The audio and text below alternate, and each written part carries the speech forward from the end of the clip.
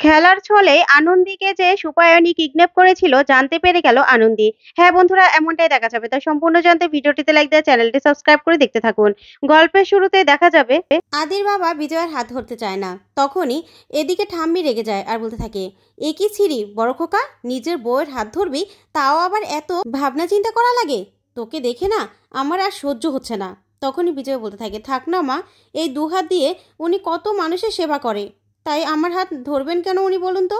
তখনই ঠাম্মি বলতে থাকে, শোনো বাছা, তুমি না কিছুই বোঝো না, কি ধরতে হবে কি ছাড়তে হবে।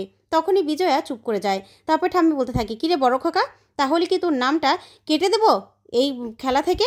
তখনই দেখা যাবে এই কথা শুনেই অনিরুদ্ধ তাড়াতাড়ি করে বিজয়ার হাত ধরে আর বিজয়াকে পিছন থেকে হাত দিয়ে চাপড়ে ধরে আর নিজেও বিজয়ার দিকে তাকিয়ে থাকে, যা দেখে নন্দিনী একদম সহ্য করতে পারে না, অবাক হয়ে তাকিয়ে থাকে, চোখে জল টলমল করতে থাকে। আর নন্দিনী মনে মনে বলতে থাকে, ইস, অনির একদম নিজেই বিজয়ার দিকে ধরার জন্য অনেক আগ্রহ ছিল, আবার নাকি মানুষকে দেখালো।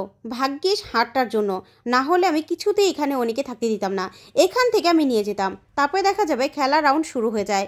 ওইদিকে তখনই অপূর্ব তনুশ্রীকে কোলে নেবে, তখন অনিন্দ এসে বলতে থাকে, অনেক হয়েছে, একবার কোলে নিয়েছো না, আর একবারও না, বুঝতে পেরেছো? তনুশ্রী চলো। তখন তনুশ্রী বলতে থাকে, কেন কেন আমি যাব? আমি আমি এই রাউন্ডে কিছুতেই হেরে যেতে চাই না। তখন ঠাম্মি বলতে থাকে, একদম ঠিক বলেছিস দিদিভাই।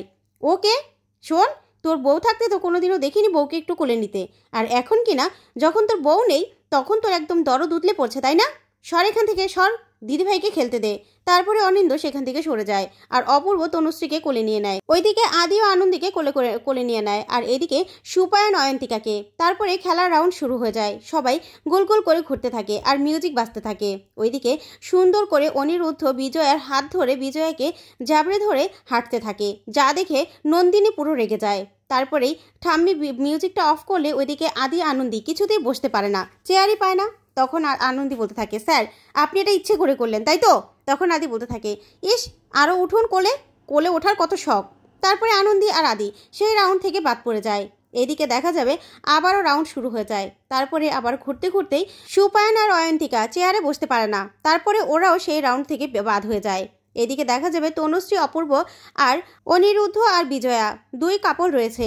তারপরে মিউজিকের সঙ্গে সঙ্গে আবারও দুজন ঘুরতে থাকে। ঠিক তখনই দেখা যাবে মিউজিক অফ হলেই তনুশ্রী আর অপূর্ব বসে পড়ে, ওরা এই রাউন্ডে জয়ী হয়ে যায়। তারপরে দুজন দুজনের দিকে তাকিয়ে থাকে। তখনই অনিন্দ এসে বলতে থাকে, এসব কি হচ্ছে? হ্যাঁ, বেহায়াপনা হয়েছে তো, খেলার রাউন্ড তো শেষ হয়েছে। তখনই অপূর্বর কোল থেকে নেমে যায় তনুশ্রী। তারপরে দুজন সাইডে এসে দাঁড়িয়ে পড়ে। তখনই কমলিকা মাসি এসে বলতে থাকে, এই রাউন্ডে বিজয়ী হয়েছে তনুশ্রী আর অপূর্ব। তখনই তনুশ্রী অপূর্বকে জড়িয়ে ধরে।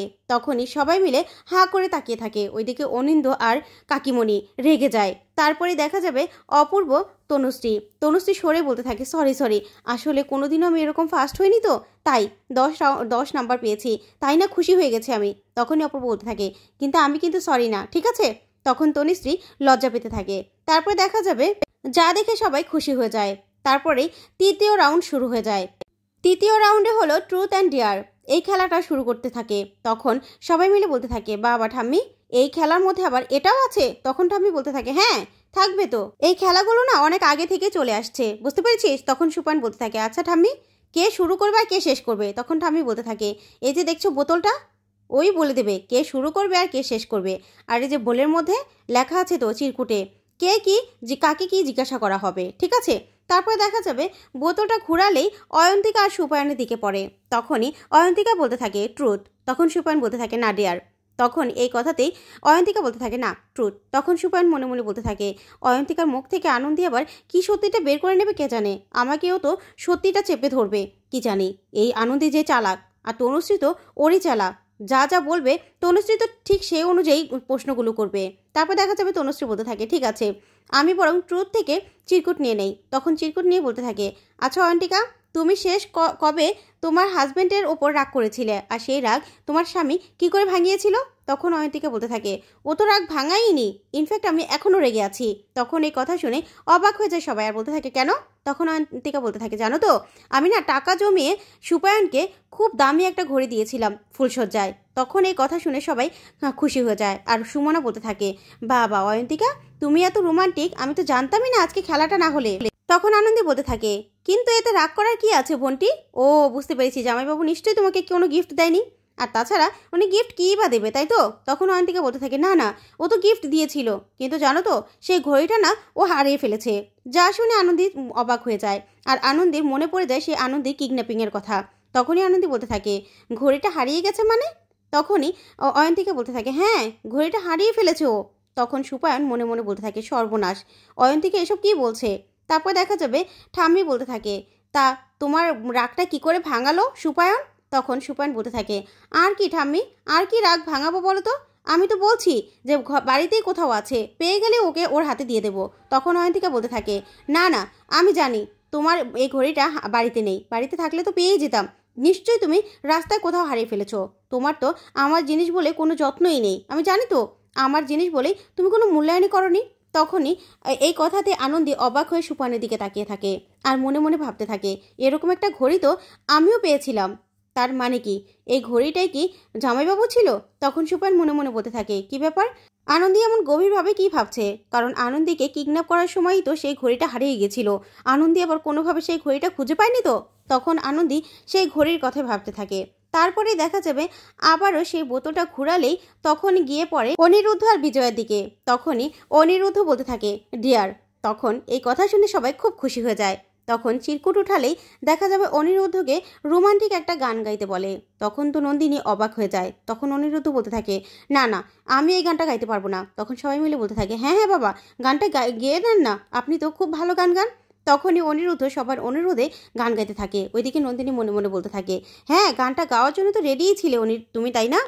নেহাতি এই হারটার জন্য, না হলে আমার না এসব আর সহ্য হচ্ছে না। তারপর দেখা যাবে অনিরুদ্ধ বিজয়ের দিকে তাকিয়ে থাকে, বিজয়ের জন্য গান গাইতে থাকে। তখন বিজয়ও সাথে সাথে লিপ দিতে থাকে। যা গান শুনে সবাই খুব খুশি হয়ে যায়, হাতে তালি দেয়।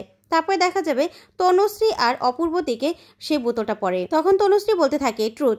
তখন অপূর্ব বলতে থাকে, না তনুশ্রী দিবি, ডেয়ার। মাঝে মাঝে না ডেয়ারও নিতে হয়, বুঝতে পেরেছেন? তারপরে আনন্দী চিরকুট উঠিয়ে বলতে থাকে, বাবা, এখানে তনুশ্রী দিয়ে অপূর্বদাকে প্রপোজ করবে। তখনই অপূর্ব একটা ফুল নিয়ে আসে, আর তনুশ্রীকে প্রপোজ করার জন্য হাঁটু ঘেরে বসে পড়ে। তখন অপূর্ব মনে মনে বলতে থাকে, তনুশ্রী দেবী, সত্যি আপনাকে আমি ভালোবেসে ফেলেছি। তখন কমলিকা ঠাম্মি বলতে থাকে, এ মা, এই ছেলে মুখে কিছু বলছো না কেন? তখন অপূর্ব তনুশ্রীর দিকে তাকিয়ে থাকে, আর তনুশ্রী বারবার করে অনিন্দর দিকে তাকাতে থাকে, আর অনিন্দর চোখ বেয়ে জল পড়তে থাকে। তারপরেই সবটা অপূর্ব বুঝে যায়, আর বলতে থাকে, না তনুশ্রী দেবী, এই রাউন্ডে না হয় আমরা জিরোই পেলাম। এই বলেই অপূর্ব ফুলটা রেখে দিয়ে তনুশ্রীকে নিয়ে বসে পড়ে। তারপরে দেখা যাবে আনন্দী আর আদির দিকে পড়ে সেই বোতলটা। তখনই ওদের ভাগ্যে নাচ পড়ে। তখন আদিকে নিয়ে আনন্দী নাচ করতে থাকে, যা দেখে সবাই খুব খুশি হয়ে যায়। সেই রাউন্ডে আদি আর আনন্দী ফার্স্ট হয়ে যায়। তারপরে দেখা যাবে এই রাউন্ডের শেষেই দেখা যাবে আদির বাবা আর আদি সেম স্কোরে দাঁড়িয়ে আছে, আর ওরা দুজনেই হাড্ডাহাড্ডি লড়াই করবে। যা শুনে আদি আর অনিরুদ্ধ অবাক হয়ে তাকিয়ে থাকে। তো বন্ধুরা, আজকের আপডেটটি কেমন লাগলো কমেন্ট করে জানাও। ধন্যবাদ।